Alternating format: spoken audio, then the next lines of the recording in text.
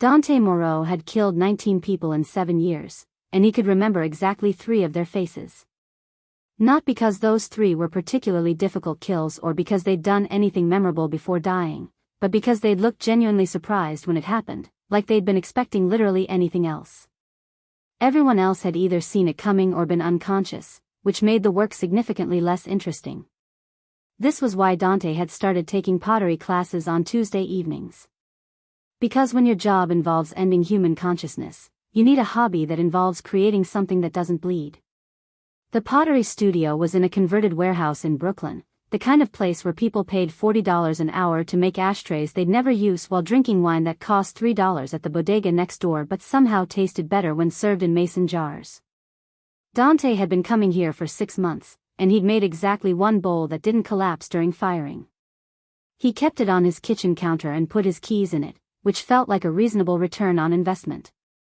The woman who worked the front desk was named Clara, and she had the most spectacular laugh Dante had ever heard. Not because it was musical or delicate or any of the adjectives people usually use to describe attractive laughter, but because it was completely unrestrained. The kind of laugh that made other people in the room smile involuntarily, even if they didn't know what was funny. The kind of laugh that suggested whoever was making it didn't give a single damn about whether they sounded pretty or appropriate or anything other than genuinely amused. Dante had been half in love with that laugh for 3 months before he actually spoke to Clara about anything other than studio time and kiln availability. The conversation started because Dante's latest attempt at a vase had exploded in the kiln, sending shrapnel through 2 other students' projects, and Clara had been laughing so hard while filling out the incident report that she couldn't hold her pen steady. "I'm so sorry," she kept saying, wiping tears from her eyes. "I know this is serious and you probably worked really hard on that, but the fact that your vase committed murder-suicide on 2 innocent bowls is objectively hilarious. I appreciate you finding joy in my artistic failures," Dante said, and he found himself smiling despite the loss of 3 weeks' work. "Though I'm pretty sure the insurance form you're filling out is going to be illegible." "That's fine," Clara said, still giggling. "I'll just tell them the truth. That Dante Moreau's pottery is a danger to society and should be regulated by the ATF. I feel like there's a joke about explosive personality here that neither of us are making," Dante said. "I was trying to be professional," Clara said. "But yes, absolutely. Your creative energy is literally destructive." They'd gotten coffee after that, and then dinner the following week, and then Dante had shown up at the studio on a Thursday when he didn't have class just to see if Clara wanted to grab lunch. Which is how Dante learned that Clara thought his job was something boring with data analysis for insurance companies, which was the cover story Dante had been using for 7 years and which had worked perfectly until now because no one wanted to hear details about actuarial tables. But Clara actually asked questions. Specific questions. Like what kind of data he analyzed and which insurance sectors were most interesting and whether he'd ever encountered fraud patterns that were so elaborate they were actually impressive. And Dante, who was very good at lying professionally, found himself stumbling through increasingly vague answers while Clara looked more and more amused. "You're either terrible at your job or you don't actually do data analysis," Clara said over Thai food that was too spicy for Dante but which Clara ate like it was mild salsa. "And I'm going to guess it's the second one, because you seem competent at most things except pottery." "I'm competent at pottery," Dante protested. "I've made a bowl." "You've made 1 bowl in 6 months, Clara said. "My nephew made 4 bowls in his first week, and he's 7 and has the attention span of a goldfish on cocaine." "That's a very specific comparison," Dante said. "He's a very specific child," Clara said. "But we're talking about you and your mysterious job that you clearly don't want to discuss. Are you a spy? A criminal? A criminally boring data analyst who's just embarrassed about how dull it is?" Dante should have deflected. Should have made a joke and changed the subject and maintained the cover story that had protected him for years. But Clara was looking at him with those eyes that seemed genuinely curious rather than suspicious, and that laugh was still echoing in his memory, and Dante found himself saying something incredibly stupid. "I solve problems for people who can't solve them legally." Clara blinked. "That's either the most honest thing you've said to me or the beginning of a very elaborate lie." "It's honest," Dante said. And I shouldn't have told you. And if you want to leave right now, I'd understand. Clara took another bite of her pad thai, chewed thoughtfully, and said, "Are the problems you solve the kind that involve hurting people?" "Sometimes," Dante said, "because lying now would have been worse than the truth." "And does solving these problems pay for your terrible pottery hobby?" "It does," Dante said. "Are you good at it?" "The problem solving, not the pottery." "We've established you're terrible at pottery."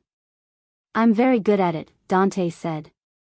Clara nodded slowly, took a sip of her Thai iced tea, and said, "Okay. I'm going to need you to understand something about me. I grew up in a family where honesty was optional and loyalty was currency. I spent my childhood watching people lie to each other about everything from where they'd been to whether they'd eaten the last cookie to whether they'd killed someone's cousin over a territory dispute. And I learned two things. First, that lying is exhausting and eventually you forget what's true. And second, that I'd rather know who someone actually is than who they're pretending to be." "Your family sounds complicated," Dante said. "That's a diplomatic way of saying they sound criminal," Clara said. "And yes, they are. Which is why I don't talk to most of them anymore. But it also means I'm not going to clutch my pearls and run screaming because you told me you do illegal things for money. I'm going to ask you a different question instead." "What question?"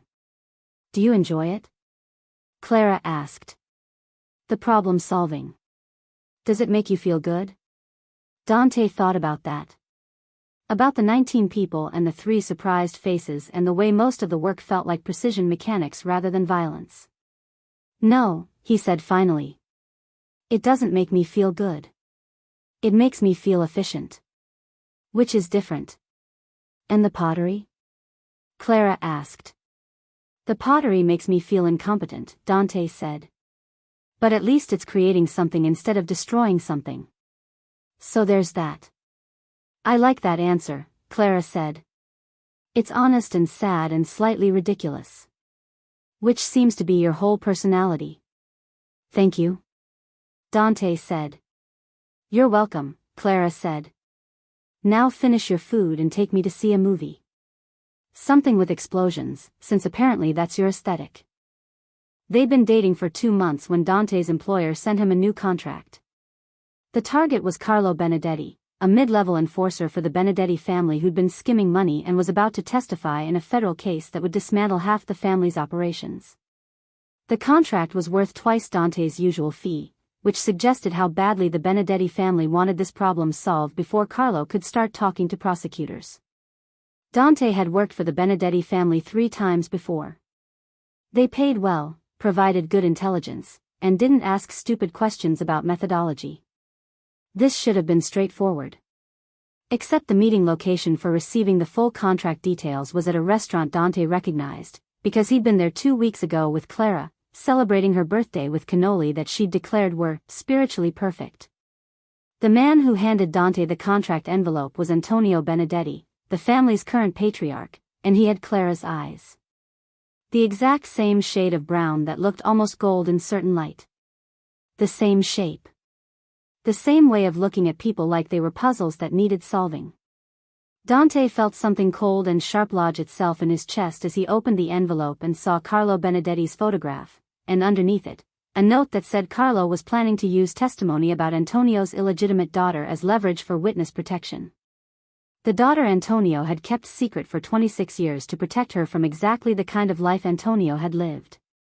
The daughter whose location Carlo had discovered and whose safety was now the only thing Antonio cared about more than the family business. The daughter named Clara Benedetti, who went by Clara Morrison because she'd taken her mother's maiden name when she'd walked away from a family she'd never wanted to be part of. "Carlo knows where my daughter lives," Antonio said, and his voice carried the weight of a man who'd built an empire on violence, discovering that violence could be turned against the only thing he loved. "He's threatened to give her location to our rivals if we don't let him walk. I need him gone before he can make good on that threat." Dante looked at Antonio Benedetti and saw Clara's face in the older man's features. Saw the way he held his coffee cup with the same grip Clara used. Saw the same precise way of speaking, where every word was chosen for maximum efficiency. "Your daughter," Dante said carefully. Does she know about you? She knows I exist, Antonio said. But she doesn't know what I do. Her mother kept that from her, and when her mother died, I've continued keeping it from her. She thinks I'm a successful importer who travels frequently. She thinks I'm boring and legitimate and not worth her time. Which is exactly what I want her to think, because the moment anyone in my world knows she matters to me, she becomes a target. And Carlo found out, Dante said. Carlo found out, Antonio confirmed. Which means Carlo is now the greatest threat to my daughter's life.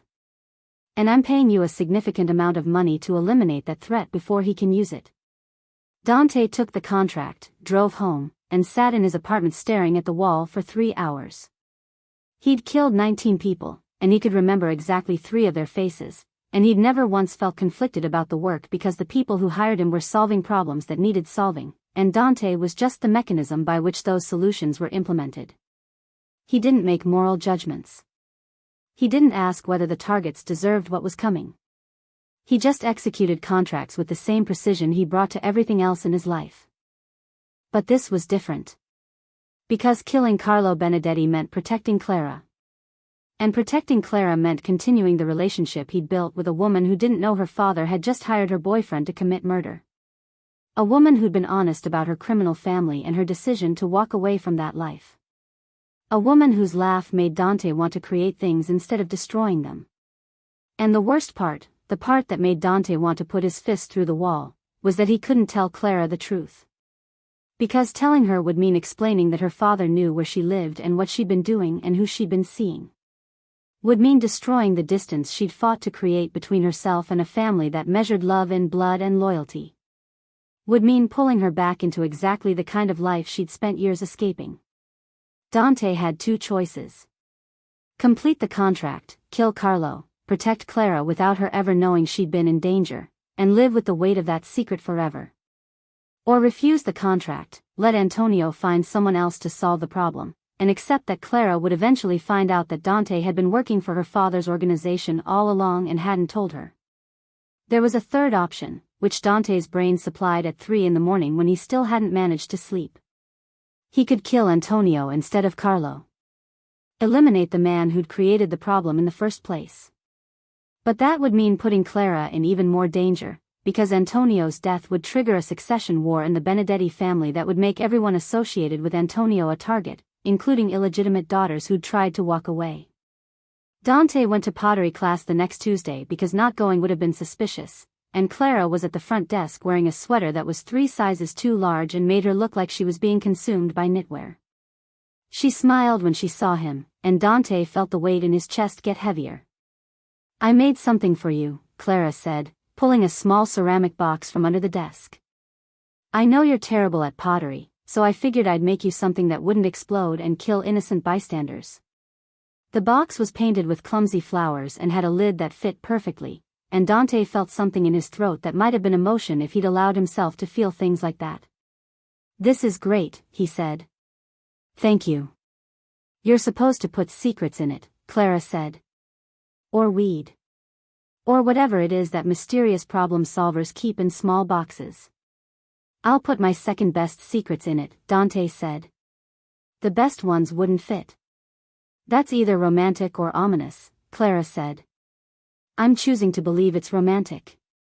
Dante went to class and made a mug that collapsed immediately, and Clara laughed so hard she had to sit down, and Dante memorized that laugh because he knew that eventually, one way or another, he was going to lose it. He completed the contract on Carlo Benedetti 4 days later. Quick, clean, made it look like Carlo had gotten drunk and fallen downstairs in his own apartment. The kind of death that federal prosecutors would investigate half-heartedly before moving on to other cases. The kind of death that wouldn't trigger retaliation because it looked accidental enough to be believable. Antonio paid him the second half of the fee and said, "My daughter is safe because of you. If there's ever anything you need, you ask." Dante wanted to ask Antonio to never contact him again. To erase any connection between Dante and the Benedetti family. To let Dante pretend that he was just a guy who was terrible at pottery and dating a woman with a spectacular laugh. But he didn't ask for any of those things, because asking would have required explaining why, and explaining would have revealed that Dante knew exactly who Clara was. So Dante just took the money and left and tried to figure out how to keep dating Clara without the weight of what he'd done crushing every moment they spent together. If you're still here, if you're watching this unfold and wondering how the hell Dante is going to navigate this absolute disaster of a situation, do me a favor and hit that like button. Because this is where everything gets significantly worse in ways that nobody, including Dante, saw coming. And you're going to want to see how this plays out. 3 weeks after Carlo's death, Clara invited Dante to dinner at her apartment.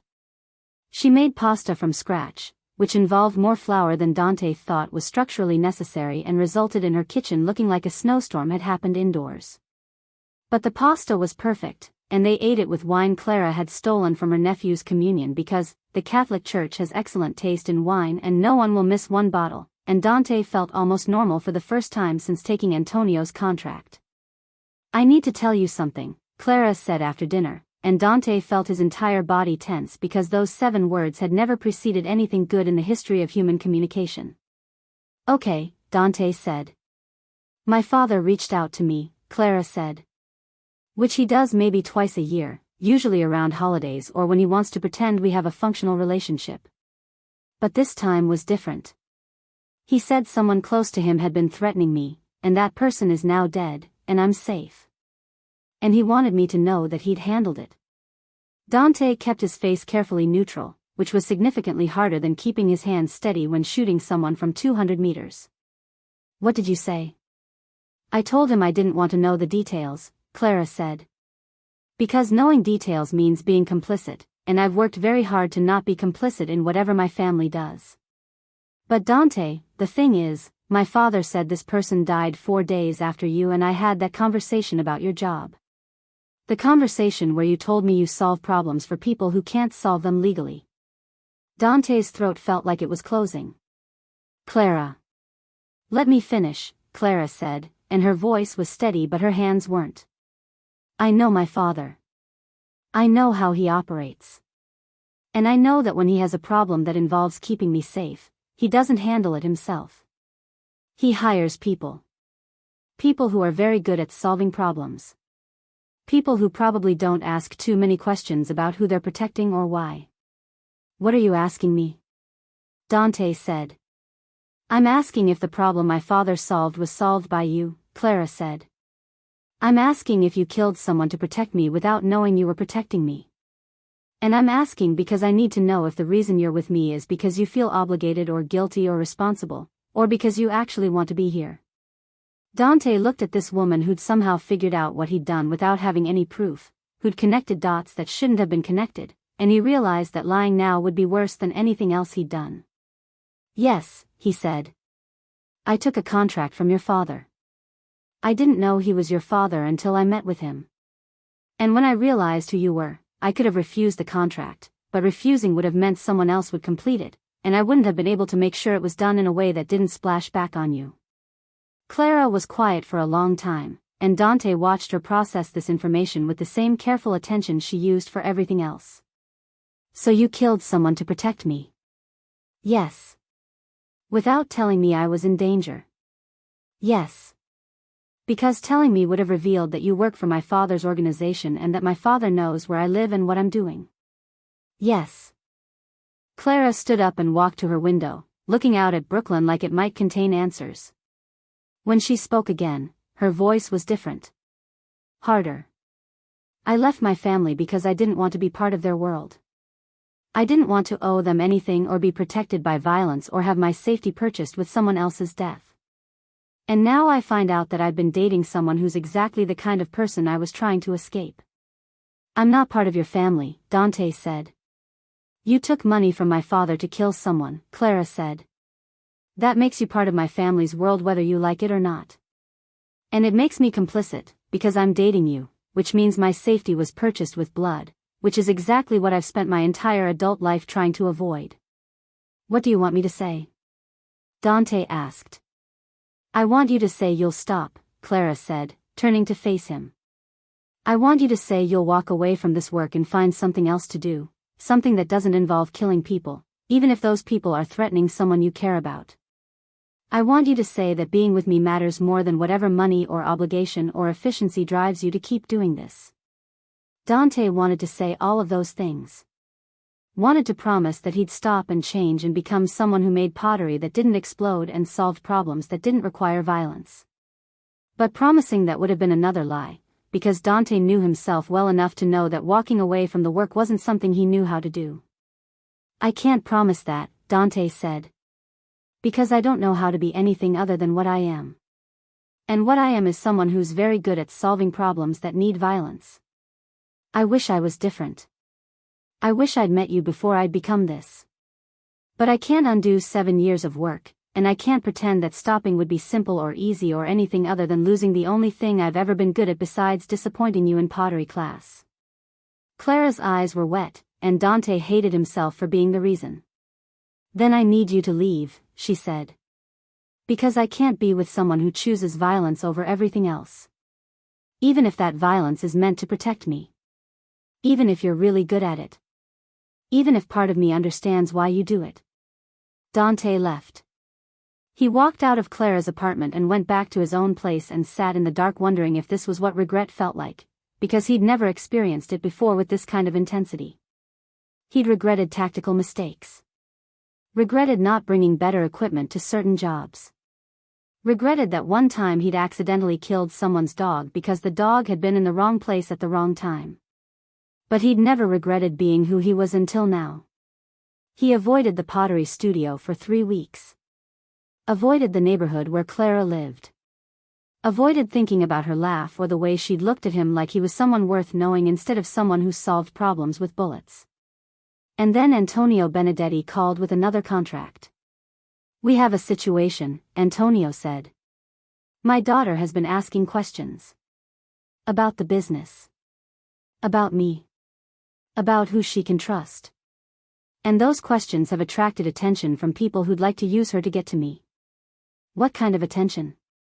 Dante asked, already feeling the weight of what was coming. The Volkov family, Antonio said. They've approached Clara. Told her they can give her information about who I really am and what I do. Told her they can protect her from me if she helps them. And she's considering it, because she doesn't trust me, and she doesn't know that the Volkovs are significantly worse than anything I've ever done. What do you want me to do? Dante asked. I want you to protect her, Antonio said. The Volkovs won't stop until they've used her against me. Which means she's a target until I eliminate the threat. But I can't eliminate the Volkov leadership without starting a war that will destroy half the city. So I need you to keep her alive until I can negotiate terms that will keep her safe. She doesn't want my protection, Dante said. She told me to leave. I'm not asking her permission, Antonio said. I'm asking you to do the job I'm paying you for. Keep my daughter alive. I don't care how you do it. I don't care if she knows you're doing it. I just need her breathing long enough for me to solve this problem. Dante should have refused. Should have told Antonio to find someone else, someone Clara didn't know, someone who wouldn't make everything worse by being involved. But refusing would mean Clara would be protected by someone who didn't care about her beyond the contract. Someone who might solve the problem in ways that would break her. Someone who wouldn't understand that Clara's safety mattered less to her than her autonomy. I'll do it, Dante said. But when this is over, we're done. You don't contact me again. You don't send me contracts. You let me walk away. Agreed, Antonio said. Dante started following Clara 2 days later. Professional surveillance, the kind where the target never knows they're being watched. He saw her meeting with the Volkovs. Saw them showing her photographs and documents that probably detailed exactly what Antonio had done over 30 years of running a criminal organization. Saw Clara's face as she realized that her father wasn't a boring importer but rather someone who'd built an empire on blood and fear. And Dante saw the exact moment when the Volkovs stopped trying to recruit Clara and started threatening her. When they told her that helping them wasn't optional anymore. That they knew where she lived and where she worked and who she cared about, and if she didn't give them what they wanted, they'd take it anyway and she'd lose everyone. Dante had killed 19 people in 7 years, and he'd never felt personal about any of them. But watching the Volkovs threaten Clara, watching them turn her fear into leverage, Dante felt something shift in his chest. Something that might have been rage if he'd allowed himself to feel things like that.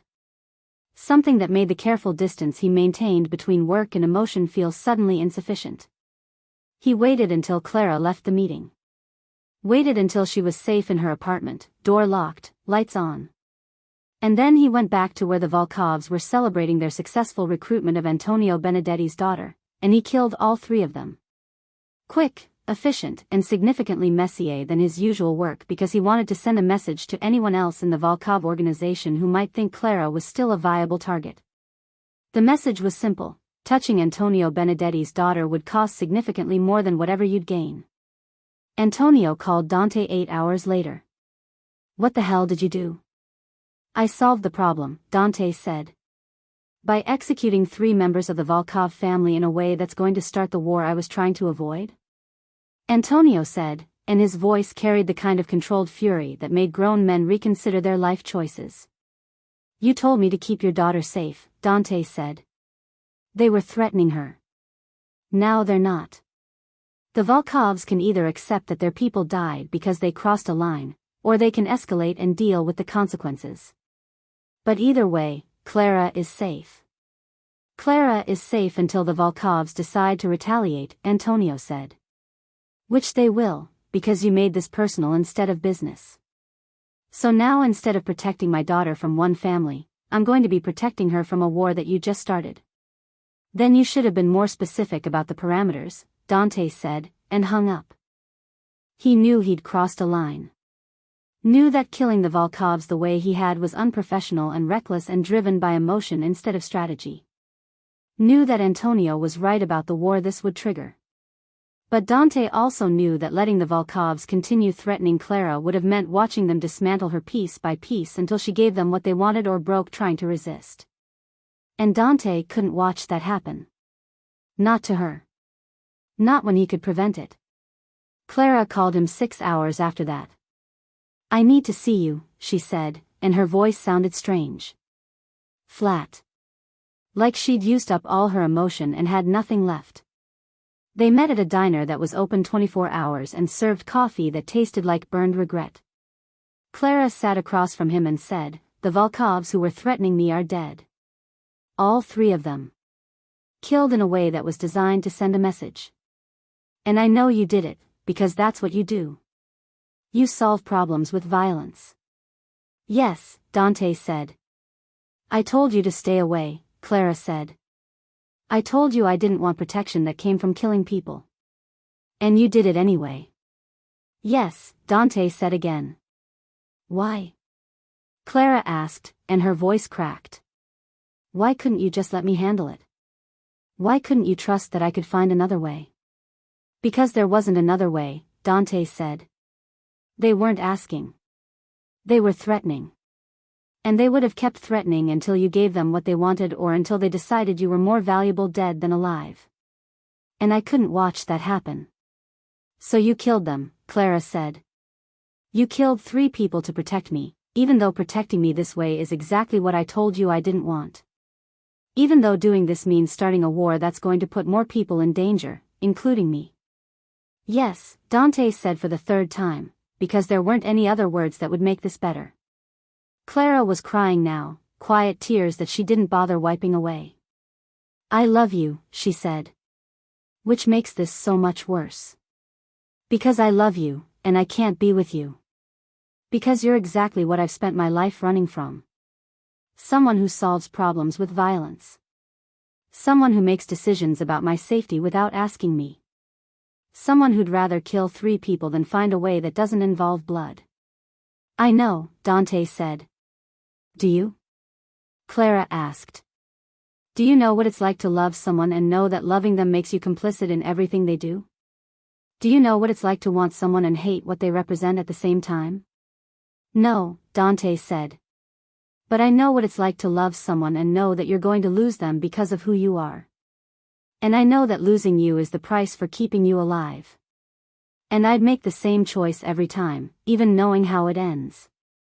Clara stood up, and Dante knew this was the last time he'd see her. I hope you find something else to be good at, she said. Something that doesn't involve destroying things. Because you deserve to be more than just efficient at violence.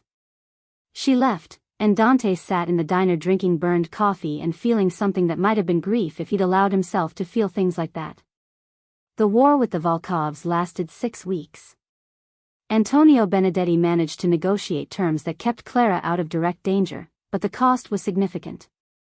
Territory concessions. Financial penalties. The kind of compromise that made Antonio look weak to other families who'd been waiting for an excuse to test his power. And Dante, who'd started the war with 3 efficient kills, found himself in the middle of it because Antonio called in the favor Dante had agreed to. One more contract. One more problem to solve. And then they'd be done. The target was Viktor Volkov, the family patriarch, whose death would end the war because his sons were too busy fighting each other for control to continue fighting the Benedettis. The contract should have been straightforward. Viktor was predictable. Attended church every Sunday. Visited his mistress every Wednesday. Had dinner with his wife every Friday at the same restaurant where he'd proposed 40 years ago. But Dante had lost his precision. Lost the careful distance that made the work possible. Every time he lined up a shot on Viktor, he thought about Clara's face when she'd told him she loved him and couldn't be with him. Thought about the 3 Volkovs he'd killed in ways that made the work personal instead of professional. Thought about the fact that killing Viktor would end the war but wouldn't bring Clara back or undo the choices Dante had made. He completed the contract on a Friday evening, outside the restaurant where Viktor was having dinner with his wife. Clean shot, no complications, made it look like a heart attack. The kind of death that would let Viktor's sons pretend their father had died naturally instead of violently, which would make peace negotiations easier. Antonio paid Dante the final fee and said, "We're done. You don't work for me anymore. You don't contact my daughter. You disappear from both our lives. Understood?" "Understood," Dante said. He moved to Philadelphia 3 weeks later. Started over in a city where no one knew his name or his work or the woman he'd loved and lost because he'd chosen violence over everything else. He found a new pottery studio, because apparently that was the hobby he'd committed to, and he spent 6 months making bowls that didn't explode and mugs that didn't collapse and trying to figure out who he was when he wasn't solving problems for people like Antonio Benedetti. And then Clara walked into the studio. She looked different. Shorter hair. Different glasses. The kind of deliberate change that suggested she'd been trying to become someone new too. She didn't see Dante immediately, too focused on talking to the instructor about class schedules and kiln availability. And Dante had maybe 30 seconds to decide whether to leave before she noticed him or stay and face whatever conversation was about to happen. He stayed.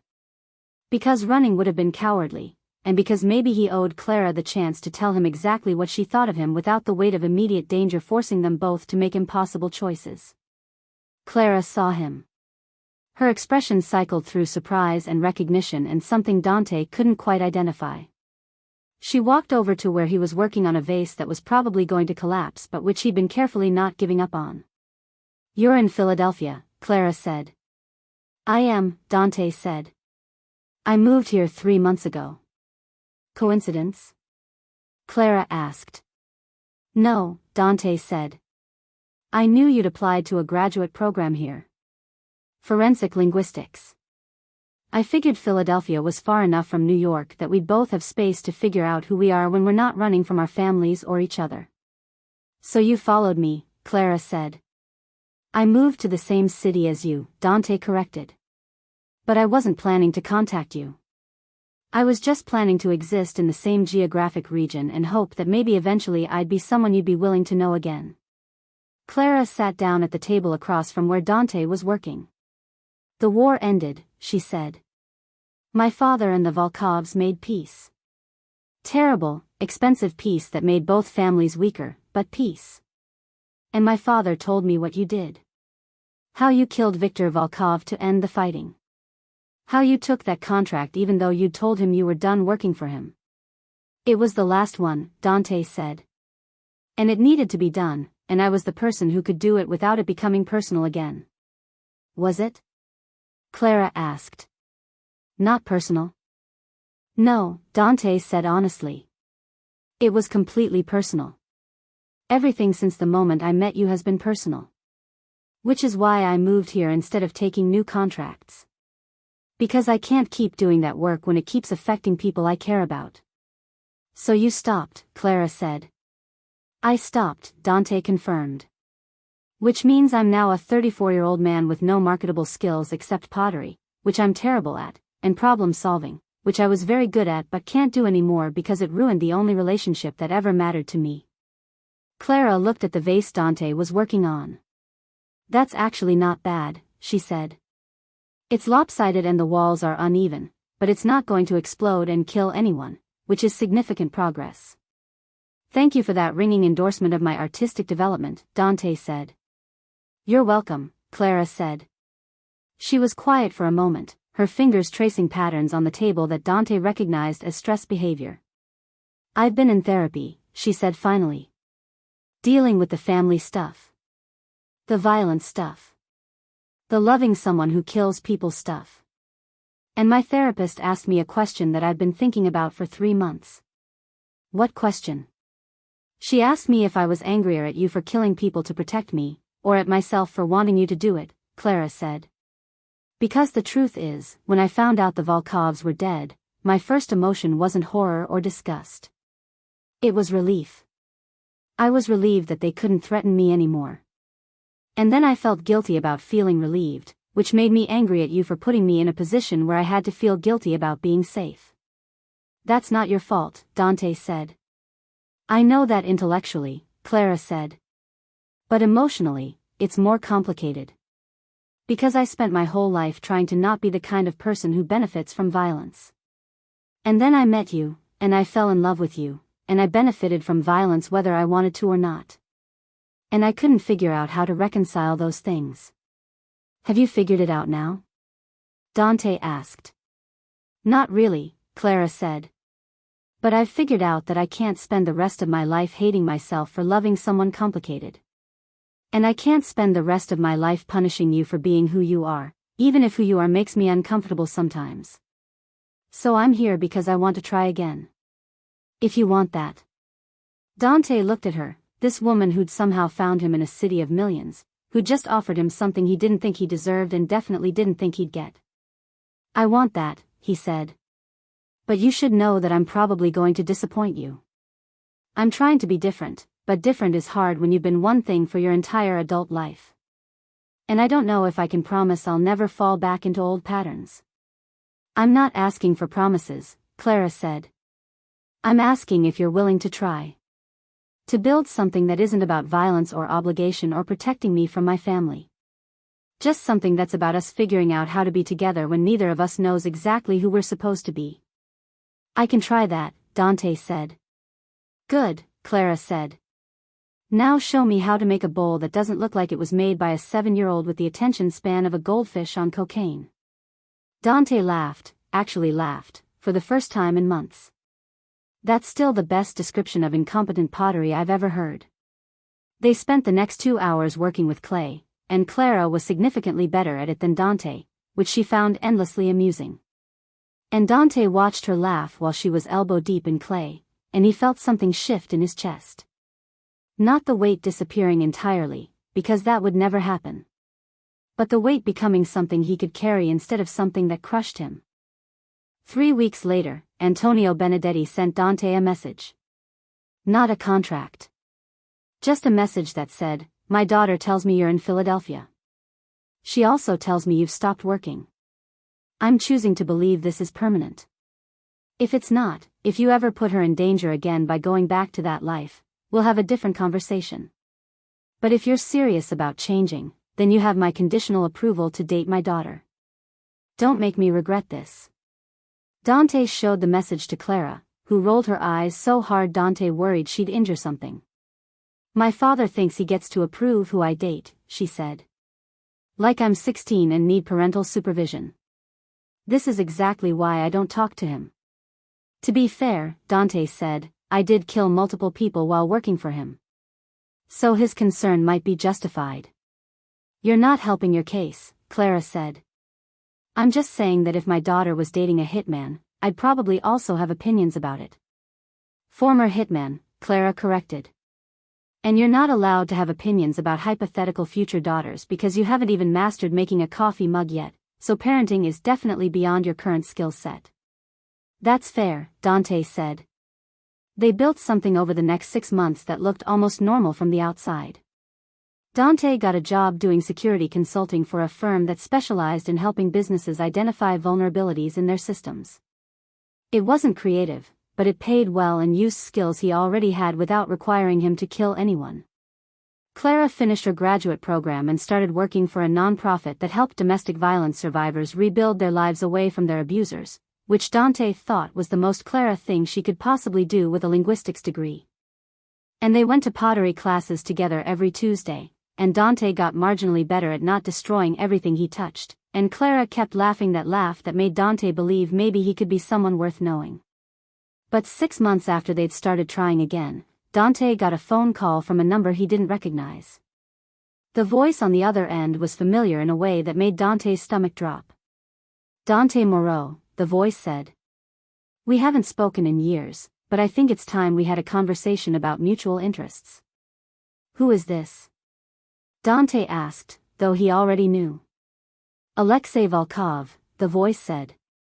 Victor's youngest son. The one who didn't fight his brothers for control of the family. The one who's been patient while everyone else was busy destroying each other. And the one who spent the last 6 months tracking down everyone responsible for my father's death. Dante felt something cold settle into his chest. Your father died of a heart attack. My father was killed by a professional who made it look like a heart attack, Alexei said. And I know it was you. I've known for months. But I've been waiting for the right moment to approach you. And that moment is now. What do you want? Dante asked. I want you to do a job for me, Alexei said. One contract. And if you complete it, I'll consider your debt to my family paid. Your past forgotten. Your relationship with Antonio Benedetti's daughter no longer my concern. And if I refuse? Then I'll make sure Clara learns exactly how many people you've killed, Alexei said. Not just the ones you've told her about. But all of them. Every name. Every face. Every person whose death you facilitated. I have records, Dante. Complete records. And I'll give them to her, and she'll have to decide if she can love someone who's taken 19 lives. Maybe she can. But I doubt it. That's blackmail, Dante said. It's leverage, Alexei corrected. Which is just business. One contract, and this conversation never happened. You can go back to pretending you're a reformed security consultant who's left violence behind. All I'm asking is that you solve one more problem. And then we're done. What's the contract? Dante asked, already knowing he shouldn't engage but unable to stop himself from asking. Clara's father, Alexei said. Antonio Benedetti. He's the reason my family was weakened. The reason my father felt pressured to make concessions. The reason everything fell apart. And I want him gone. You kill Antonio, I forget you exist. Simple. Dante felt like he'd been punched in the chest. You want me to kill Clara's father. I want you to complete the contract that will balance the scales, Alexei said. You killed my father to protect her. Now kill her father to protect yourself. It's symmetrical. Almost poetic. I'm not doing that, Dante said. Then I'll send Clara the files tonight, Alexei said. And you can spend the rest of your relationship wondering when she'll finally decide that loving a killer is too much to bear. Your choice, Dante. One life, or everything you've built with her. The line went dead, and Dante sat there staring at his phone feeling the weight of 7 years of violence pressing down on him like physical force. He could kill Antonio. It would be easy. Antonio was predictable, accessible, and wouldn't expect Dante to turn on him. Clara would never know Dante was responsible. Antonio would just disappear the way people in that world sometimes disappeared, and Clara would grieve and eventually move on, and Dante would carry the weight of that death for the rest of his life, but at least he'd still have her. Or he could refuse. Let Alexei send Clara the complete record of everything Dante had done. Trust that she'd somehow find a way to reconcile loving him with knowing exactly how much blood he carried. Risk everything on the hope that honesty mattered more than innocence. Or there was a third option. The one Dante kept coming back to, even though it was arguably the worst option available. He could tell Clara everything. Give her the choice. Let her decide whether protecting Dante from his past mattered more than protecting her father from Dante's present. He told her that night. Showed her Alexei's contact information, explained the ultimatum, laid out all three options without trying to influence her decision. And Clara listened with that same careful attention she gave to everything, and when Dante finished explaining, she was quiet for a long time. My father is a criminal, Clara said finally. He spent 30 years building an empire on violence and fear and exploitation. He's hurt people. Destroyed families. Made decisions that treated human lives like accounting problems. And part of me has always known that eventually, someone would kill him for it. That's just how that world works. But he's your father, Dante said. He is, Clara agreed. And I love him, even though I don't like him most of the time. Even though I've spent years trying to distance myself from what he represents. He's still my father. So what do you want me to do? Dante asked. Clara looked at him with those eyes that looked almost gold in certain light, the same eyes her father had, and Dante saw her making a calculation that no one should have to make. I want you to not kill my father, she said. But I also don't want you to be destroyed by the past you've been trying to escape. So I'm going to make a different choice. What choice? I'm going to talk to my father, Clara said. I'm going to tell him what Alexei is threatening. And I'm going to let him decide how to handle it. Because this is his world, not ours. And maybe it's time he cleaned up his own messes instead of expecting other people to carry the weight of his decisions. He'll go to war with the Volkovs again, Dante said. Probably, Clara said. But that's his choice. Just like staying with you is my choice. And trusting that you're done with that life is my choice. And choosing to believe that people can change is my choice. I'm making all of those choices, Dante. Not because I'm naive or because I think love conquers all or any of that bullshit. But because the alternative is letting fear and violence dictate every decision, and I refuse to live like that anymore. She called Antonio that night, and Dante listened to her explain the situation with a clarity and strength that made him understand exactly why she'd walked away from her family's world. She didn't ask Antonio to protect Dante. Didn't ask him to solve the problem. Just informed him of the situation and told him she expected him to handle it without dragging her or Dante back into the violence. Antonio's response was brief, I'll take care of it. 2 weeks later, Alexei Volkov disappeared. Not dead, according to the information that filtered through the networks Dante still had access to. Just gone. Relocated to somewhere very far away with enough money to make the relocation permanent and a very clear understanding that returning to the United States would be significantly unhealthy for his continued existence. Antonio had solved the problem the way Antonio solved all his problems. With enough money and threat to make cooperation more attractive than resistance. And he'd done it without asking Dante to kill anyone or Clara to be complicit in anything. He'd just handled it, the way Clara had asked him to. A week after Alexei disappeared, Dante received a package. Inside was a folder containing all of Alexei's records about Dante's past work. Every contract. Every name. Every detail. And a note from Antonio that said, these are the only copies. Do with them what you will. But I'd suggest destroying them and moving on. My daughter has chosen you. Don't make her regret it. Dante showed Clara the folder, and together they burned every page in their apartment's fireplace, watching 19 names and 7 years of violence turn to ash. And when the last page was gone, Clara said something that Dante would remember for the rest of his life. You're not defined by the worst things you've done, she said. You're defined by what you choose to do next. And every day you choose to be here with me, making terrible pottery and trying to figure out who you are when you're not solving problems with violence. That's who you are. Not Raven. Not a hitman. Just Dante. And that's enough. If you've made it this far, if you've watched Dante and Clara navigate impossible choices and family violence and the question of whether people who've done terrible things deserve second chances, then I need you to do two things. First, hit that subscribe button, because there are more stories about complicated people making difficult choices, and you'll want to be here when they're told. Second, I need you to answer a question in the comments, because this is where I leave you with the same moral dilemma that Dante faced.